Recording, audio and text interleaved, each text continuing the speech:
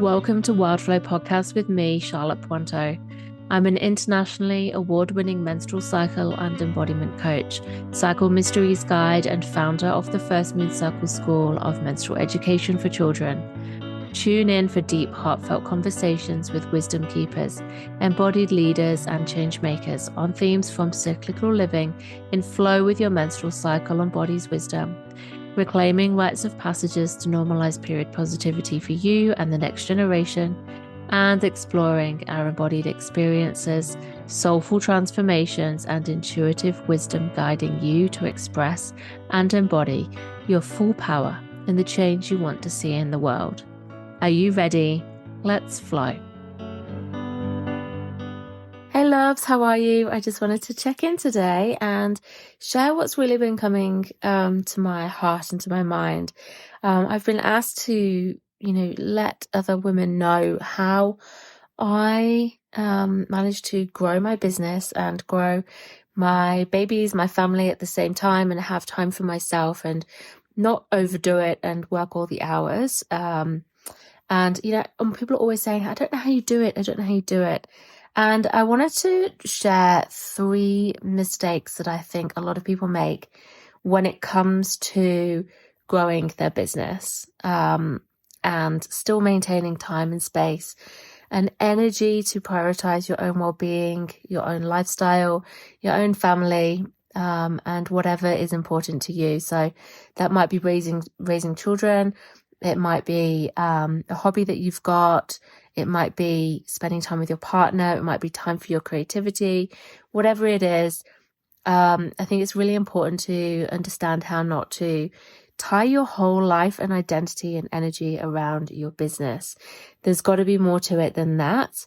Otherwise, you're going to completely burn out. So I think it can be really tricky. So I've got 3 small children, and my business has grown really well over the time that I've been having children. I started my business after my second child was born, about 5 years ago now.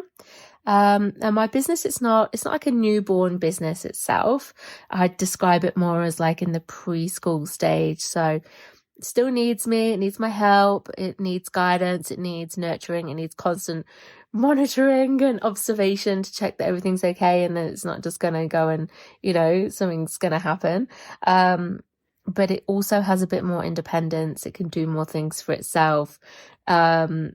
It's getting a little bit more self-sufficient, and there's a lot of autonomy and automation in there. That means that I'm not having to completely do everything by myself, replicate doing things from scratch all the time. There's definitely a level of replication and systems and processes and things that are in there.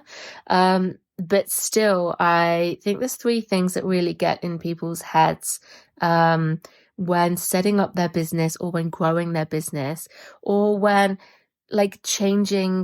going through a change in your life. So maybe it's a lifestyle, maybe it's becoming a parent, maybe it's leaving behind a certain way of living and working, and now you want to just live and work in a way that feels more spacious and fulfilling and easeful and cyclical, and just honoring of you as a whole person and not being such a draining entity.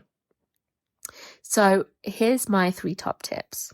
Okay, so the first thing, if you want to have a business that thrives, that without sapping your soul and your energy and all of your time, then the first thing I would say is don't replicate what you see others doing. In the mainstream, most businesses, I'm not. So, there are people like me out there definitely who are doing something different. But if you look around and you see somebody who you admire as, working a particular way, has got a business structured a certain way, is offering certain things, has a certain schedule, has certain pricing, then if you start comparing what people are doing, what they're putting out into the world, what they're doing on social media, what their offers look like, then you are going to get sucked into thinking that you have to do it that way in order to be successful. And that's really not true. And comparison can be the thief of joy. It can also be the thief of your truth. I think it's really important that you realize that when you're starting a business, or if you already have one, that you can actually create your business or restructure it, reshape it to be anything you want it to be. There's no rules. There's no right way or wrong way of doing business. There's no perfect formula that's like the ticket to 6 figures or whatever it is. Everyone's talking about, having a 6-figure business at the minute. And, you get to really think about what it is that you want, like what matters to you. What's your ideal schedule? How many days would you like to work? What hours would you like to work? What would feel really good to you? And you can actually create something that really honors that and respects that. And you don't have to work all the hours to have a successful business. I only work 3 days a week because I've got small children, and my youngest is at daycare Monday, Tuesday, Wednesday, and she's home Thursday, Friday. And they're my days with her. And on those days, sometimes when I think, oh gosh, so much to do. If only I had those 2 extra days, imagine just how much I could get done. Imagine how successful things would be. If I had those extra days, then I actually just come back to the fact that I actually don't want to work those days, because it really matters to me that I have time with her for our relationship, but also to really feel grounded in my own energy, and in my own home and in my own body, and, to really stop working and have that time out, because that balance, that rest, and that totally different focus, for 4 days, actually, Thursday, Friday, and the weekends. That's what really matters to me. That's what nourishes me. There's so much more to me than my business. And I think that we can all get so sucked into thinking, if I did more, things would be better. And that's just not necessarily true. What does success mean to you? What do you want to do with your life, with your time? What do you want your business to support you to have or to be able to do? That's much more important, because success isn't just income or number of clients. It's the values, how do you want to feel? How do you want to live? What do you want it to support you to do? You want to work to live, not live to work. So, I think the first mistake is thinking that success equals busy, equals income, equals clients, equals, doing things the way that you see other people doing it. And actually, I think that we really need to put boundaries in place around ourselves to hold us in alignment with what's true for us, so that we can do what really works for us. So, that expression, stay in your own lane. Don't look at anyone else. Put some blinkers on. Just hold yourself with love and stay focused on what success means to you. Because that is going to help you to feel so much more aligned and expansive, and liberated, as well as inspired, and have time for everything else that matters to you. So place boundaries around yourself with love to remind you to stay true to you. And not doing that is definitely a problem. Okay, the second mistake is not working with your body. So, me, I'm a menstrual cycle coach. I'm all about listening to your body, hearing what your body needs, your body's deep grounded truth, because your body knows so much more, and your head is just a fraction of your body. And yet, most of us walk around up in our heads, and we get caught thinking about what we should do. Going back to my first point, all these pressures that we have, instead of actually just listening to how we feel, and tuning into what we need and nourishing and sustaining ourselves and working with our cyclical energies. And even if you don't have a menstrual cycle, like, this is not exclusive to having a menstrual cycle, a person, we just need to listen to what we're going through. Maybe it is a transition point, maybe it's not. But all the time our body is communicating to us not just what we need, but also really intuitively, like, speaking to us our truth. Our truth lives in our body and often not our head, because our head just picks up the signals, like the interference around us of what we think we should be doing, like these internalized stories, so much that we pick up as young people and in our early working lives, of the way that it should be, rather than being really true to ourselves. So our body can really help us, but also listening to our changing ebbs and flows means that we can really tap into our strengths when they come up in our cycle, rather than like fighting against it.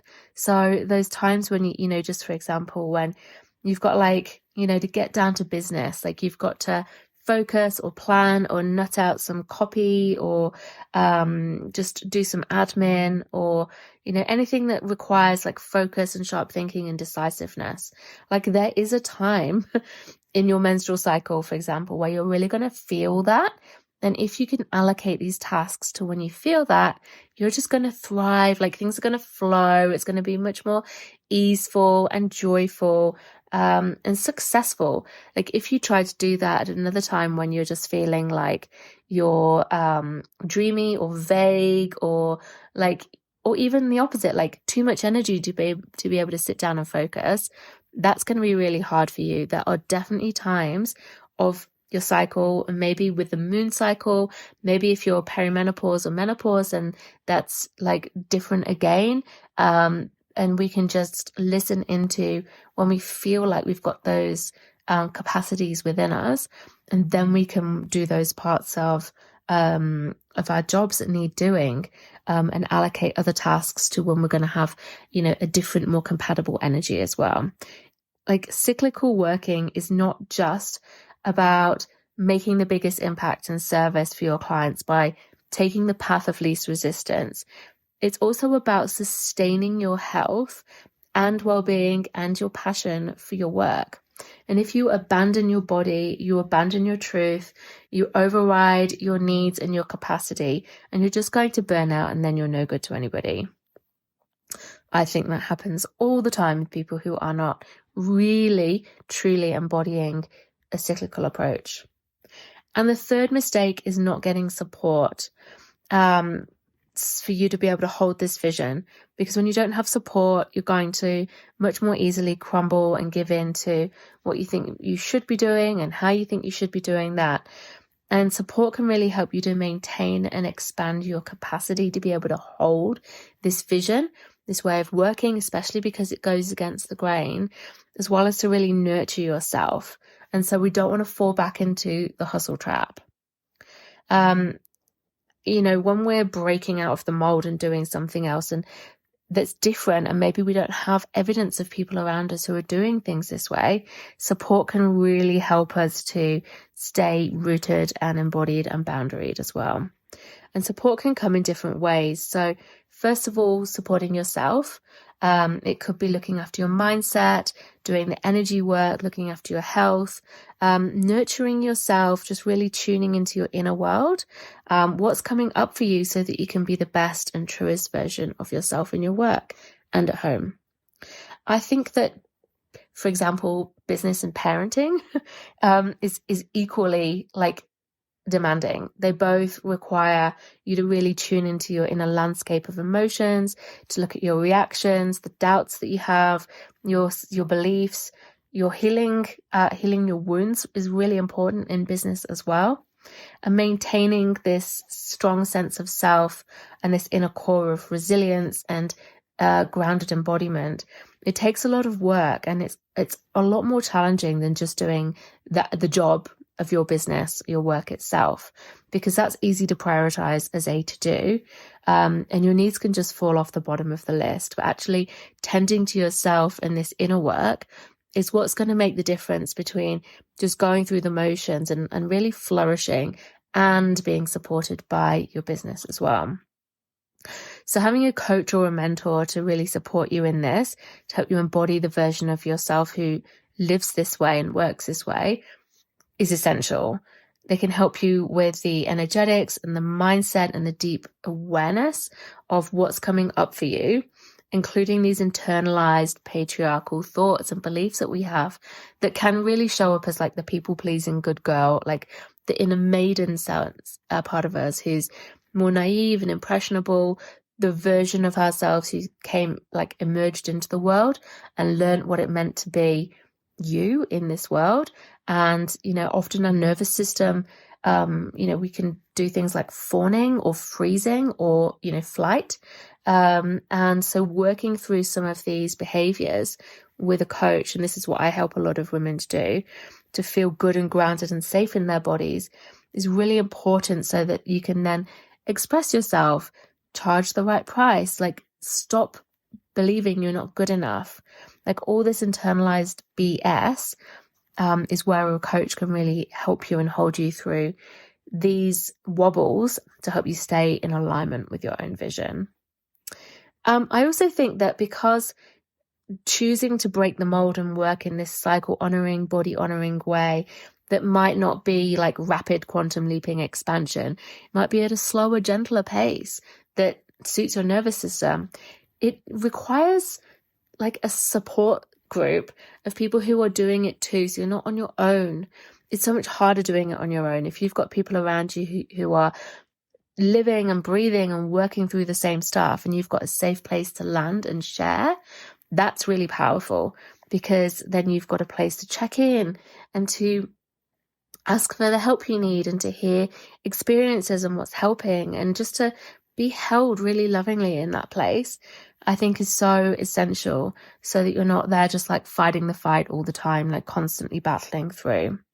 When you don't have examples of other people doing it, that can be really, really challenging. And I think it's a mistake to not cultivate or be in or find a space that's supporting you. And then there's support as well, support for your business.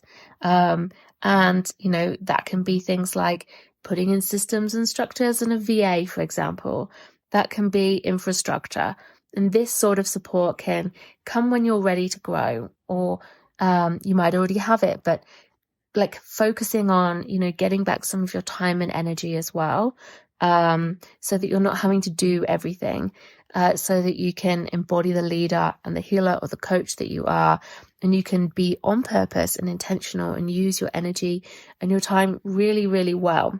And you can't get to this point until you've got the foundations right, until you've got, this way of being sorted, so that you can really show up in your business and then call in the right support for you. Not, again, the support that you think you should have, the support that's going to help you to do what you need to do. So they're my 3 tips. And I hope that's really helpful for you if you're at this point of how did she do it? I don't measure myself against anyone else. Success to me is a completely different really personalized measure of success. And I don't, have the capacity to work all the time. And so I don't. And so I give myself a lot of grace to just go at the pace that I'm going at. And then to think creatively from that place, well, what's going to support me to do the work that means I can get paid for the work that I do, but not the hours that I input, and that really fulfills me. And I practice all the time cultivating deep-rooted trust in myself, so that I can keep backing myself. I've got all the embodiment tools, rituals, practices, self-coaching to be able to keep myself true to that path and to what matters to me. And so if you'd like some help with this, then of course I'm over here doing this, living this, breathing this, able to support you. And, I'd love to invite you into the community that I'm cultivating as well, of women who are also on the same path doing this same thing, where I'll also be sharing the tools and the wisdom and frameworks and embodiment practices and mindset support to help you to stay true to yourself, to your body, to listen to your body's needs, to work through and with your nervous system to help it hold you as you cultivate this life and work that you desire and that will support you and not the other way around. So Cycle Sorcery is my 4-month group program where we're beginning on the 1st of August, and we're going to journey through the seasons of the cycle to look at the unique ways that these shadows can come up and nurture them with practices and support, and also where these strengths come up so we can learn to work with them. And then it's about implementing these in our life, and whether that's growing a business for you, whether that's working, whatever stage of life you're at, whether you've got a menstrual cycle or even not, if it's with children, you're a parent or not, whatever's true for you, like really just listening to your body, trusting in yourself, being rooted and grounded in your truth so that you can cultivate what really matters to you and stay in your own lane while we support you. Plus, if you sign up by this Friday, the 28th of July, I'm offering you an epic bonus, only available to the first 5 people who enroll. You will receive 1 week of free voice message coaching from me to support you with whatever comes up for you in your journey, and you can choose that week when you really need to cash it in. So maybe that's mindset support, maybe it's help with embodiment, maybe it's energetic riffs to help you to stay grounded and centered and trusting and to really step into your power during this time and this journey together. Maybe it's when you've got some questions and you really want to get stuck into business, or how you show up in your business. And I'm there to support you across the space of 1 week to really support you deeply and powerfully. And you can receive this bonus for free, worth $666 when you enroll in Cycle Sorcery, my magical group program, all about cycle wisdom to help you embody it and go deep and bring it to life to fuel and nourish and support you when you sign up by this Friday the 28th. I'll put the link to that in the show note. It's also at charlottepointo.com/cycle-sorcery. I hope to see you and support you there. All my love. Thanks so much for listening to Wildflow. I love having you here. If you're loving this podcast, please show your love by leaving a review and a rating, and share your fave episodes with those who you think would love to listen to help share this passion project of mine with the world far and wide. To take the next step and learn how to live, love and lead in flow with your cyclical nature, or for deep guidance and support in your cycle embodiment journey, discover my freebies, online journeys, trainings and coaching on my website at www.charlottepointo.com. Until next time, go well with the flow of your body's cyclic nature.